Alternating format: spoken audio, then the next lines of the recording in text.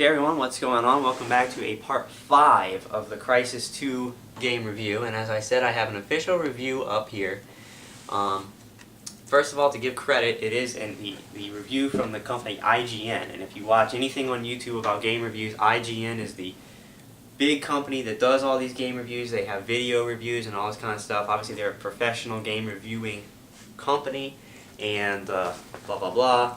So I have my computer right in front of me here, and need to unplug it because its cord won't stretch. But I'm basically going to go through with you. This is from GameFly. They have this review. I can't give credit to whoever wrote the review because it just says IGN wrote it. So I guess basically a computer wrote this game review because there's no mention of a human being on here at all. I'm going to read through the game review for you and basically explain to you why these game review companies are lying directly to your face, okay? Now bear in mind everything that I've said for the past 4 parts, and we're going to go through this, okay? This is from IGN. It starts off as Crysis 2 bears the weight of heavy expectations on its shoulders. PC gamers want a new system-crushing game to show off their hardware, and console players were promised the best-looking game ever. There you go. In the wake of Modern Warfare's ascension, Crysis fans worry that their series expansion to consoles will lead to a narrow, dumbed-down experience. Okay. Now here's where it gets hilarious.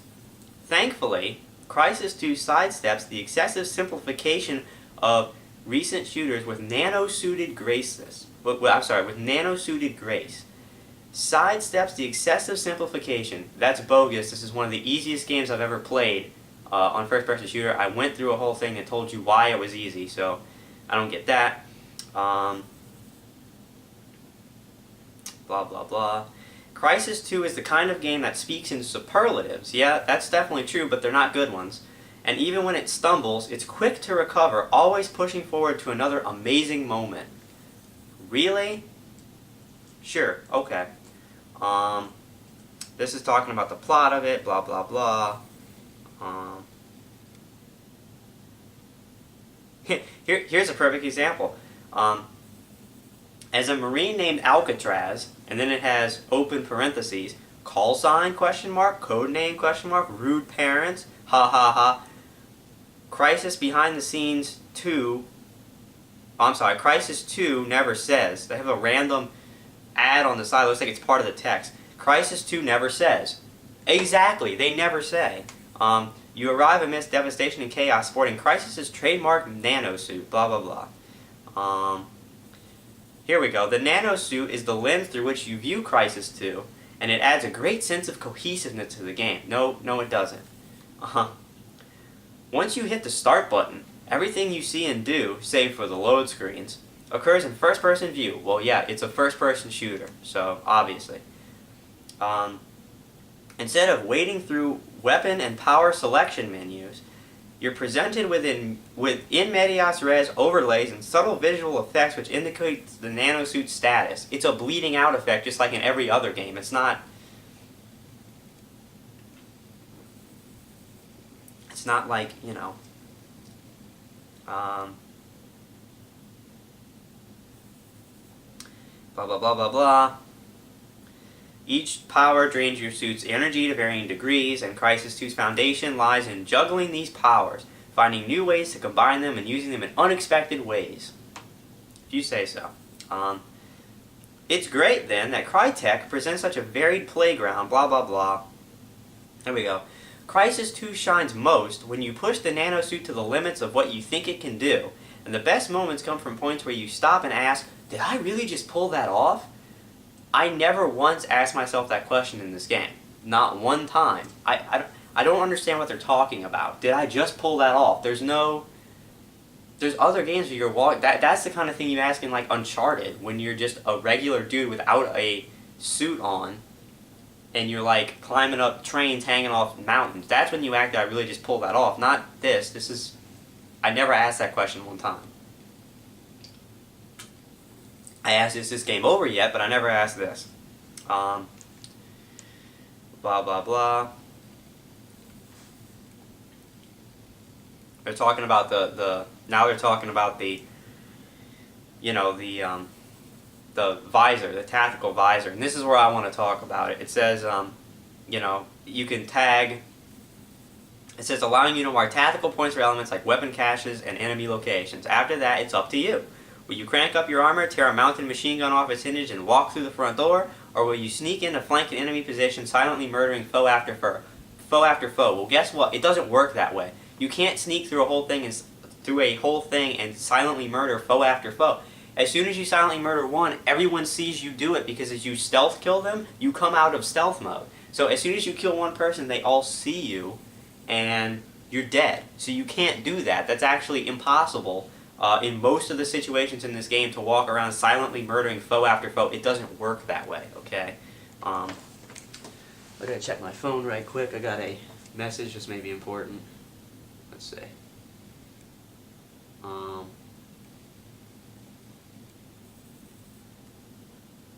Okay, never mind. It was kind of important, but alright.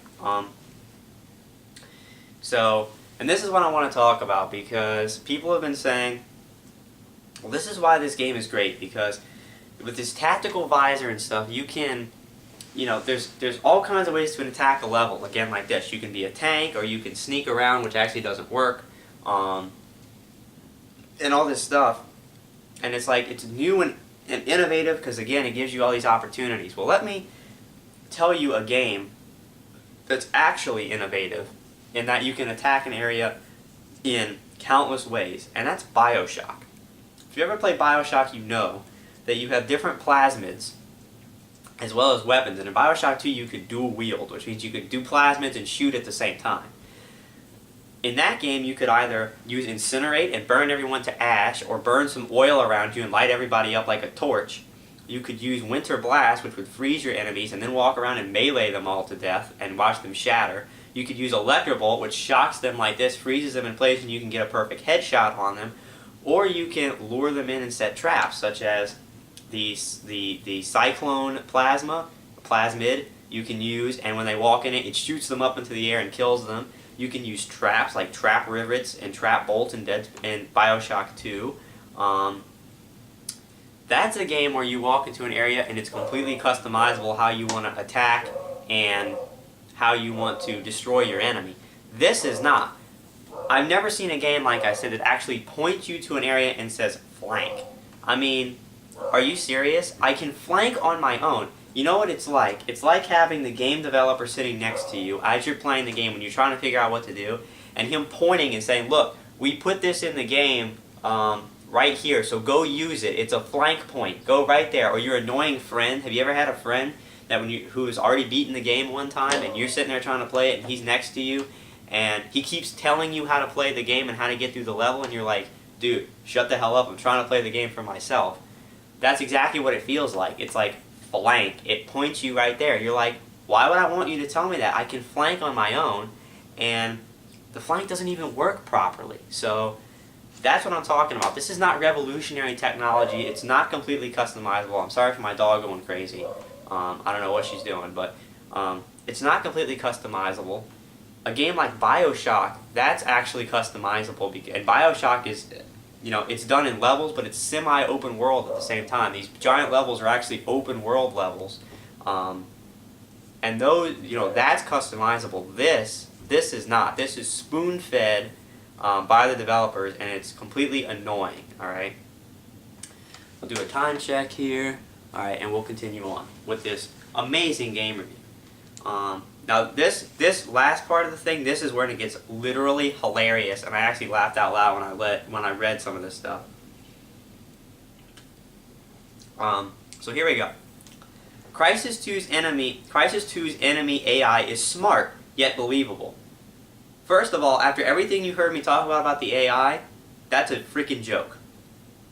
I'm sorry, it's laughable. Sure, you can get enemies up for ambushes, but carelessness often provokes massive coordinated responses that require quick thinking to deal with. No, it doesn't.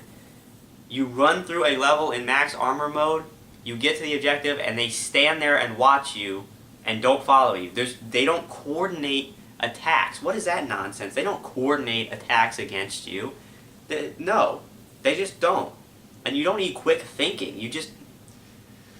Combat usually spirals out from the initial encounter randomly. Yeah, that's true. There's random spawning, so it's basically confirming that right here. And most fights unfold differently each time you play them. I don't think so. Blah, blah, blah, blah,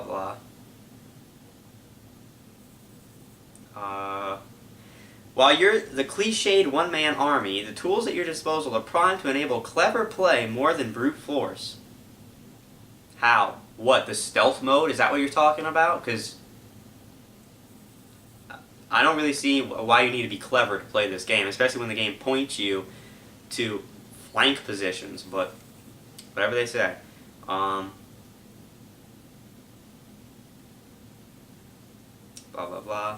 Okay, and they're talking about, I'll just read this. It says the freewheeling weapon customization from the original Crysis has returned, which allowed you to modify weapons with scopes, silencers, undercarriage attachments, and such.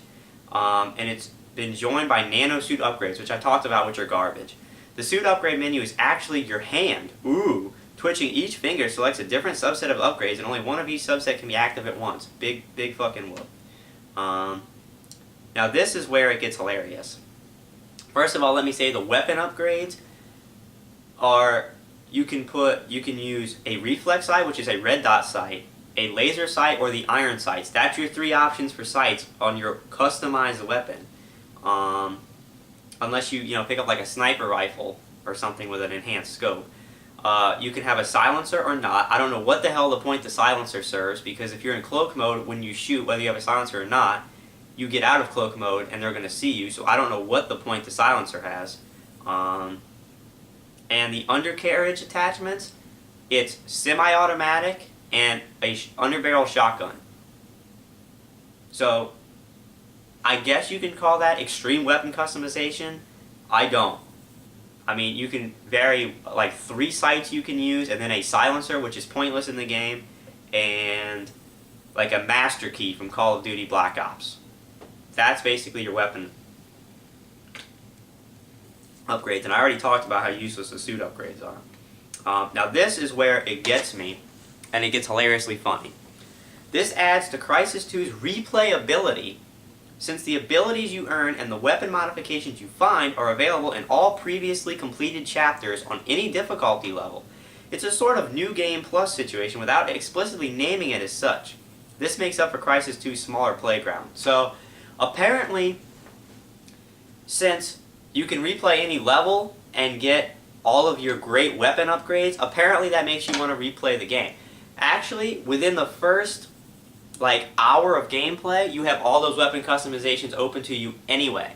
You can pretty much play the entire game and you have the weapon customizations open. You can use them at any point during the game.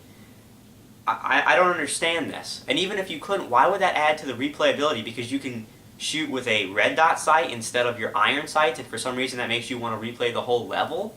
I don't understand this statement. I don't know what they're talking about. Apparently it adds to replayability because you can go back and use a different sight on your weapon, and for some reason that makes the whole level worth replaying. I don't know.